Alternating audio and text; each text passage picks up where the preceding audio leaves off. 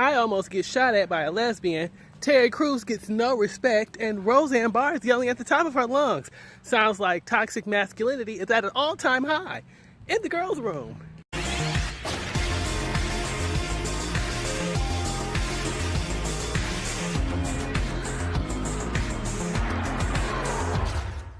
Welcome, welcome, welcome.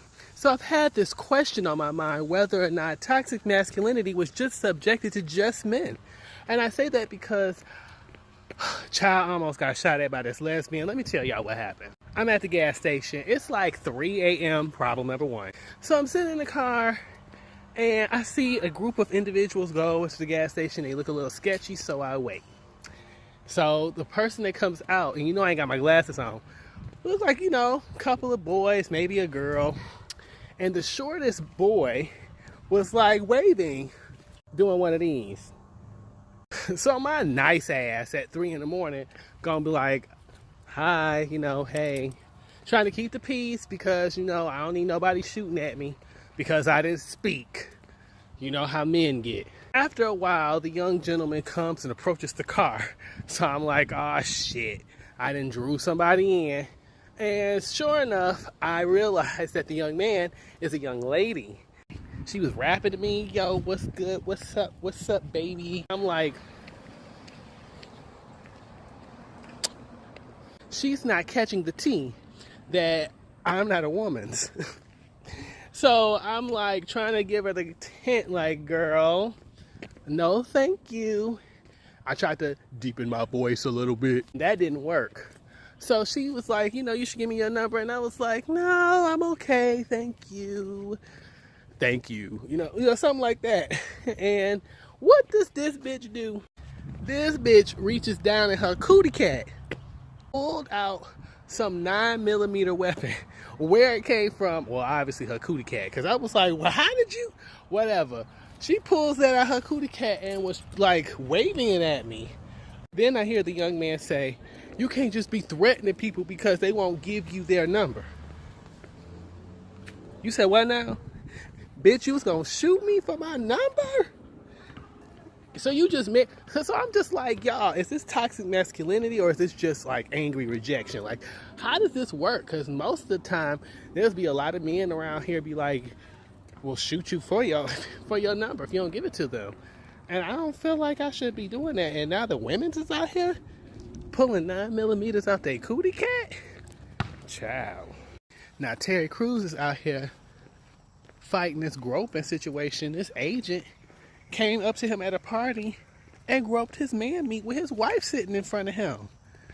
So to keep from whooping his ass, he's taking him to court because, in the manner of the whole Me Too movement. And here go people like T.I. ass telling him to man up and why ain't you punch him? Like black men ain't already going to jail for breathing. And now you're going to sit here and punch this white man? And I immediately held back. Why weren't you? You're a big, powerful man. Why didn't you? Senator, as a black man in America, say it as it is. I think it's important.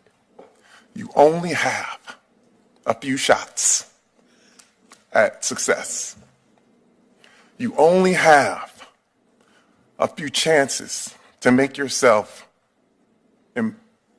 a viable member of the community. Gay or not, them white folks gonna cape for him. Wrong or not, they're gonna cape for him. And you'll look like the angry black man. And by Terry Crews being what, 6'4", solid 2-something, muscles, whooping on this little small man, you know what that's gonna look like? And y'all out here telling Terry Crews, who's doing it the right way, the legal way, that he punking out because he didn't go fight this man. That's how you end up in jail, dummy. That's how you lose all your shit, your credibility. Instead of bashing the man, y'all need to be standing up for old Terry Crews because he's doing it the right way. Y'all out here getting groped and you want to just go and fight somebody, then you wonder why your ass in jail and not the other person who did wrong. And finally, Roseanne, girl, honey, had a whole ass meltdown. Mama had reached her peak. She has had it. Ooh, and she was hollering something good. Talk about Iran. I'm trying to talk about Valerie Jarrett wrote the Iran deal. I know, but you've told me this 300 times. Do you know that if... That's what my tweet was about. I know, you've explained this literally 300 times. I thought the was white. God damn it! I thought the was white. She thought the bitch was white. It's like, girl, regardless of what you thought, you was wrong. And there's no coming back from it. So hopefully you saved your coins, which from the sounds of it, it sounds as if she did not. And if you ask me, which nobody did, but if you did, looked like she owned that cane. She ain't here for me. She was all sweaty. She might have popped a Molly. Rosie, I'm giving you some tips. Here's what you do. You take your Roseanne coint, whatever else is left, stop spending it on drugs. So we can start there. Because all your money gonna go to that, and you can't just be wasteful around here. You ain't got no opportunity, so you gotta listen. You're gonna go to your nearest government assistant office. You're gonna apply for stamps. You're gonna need food stamps. And when you apply for stamps, hopefully you have some sort of disability and they may be able to give you SSI. I understand that we were talking about toxic masculinity and Roseanne's name came up. But you guys, the behavior that she displayed was very masculine, very aggressive, a little desperate with a pinch of bitterness and just a sliver of self-destruction. So I pose this question again as I finally reach my motherfucking destination.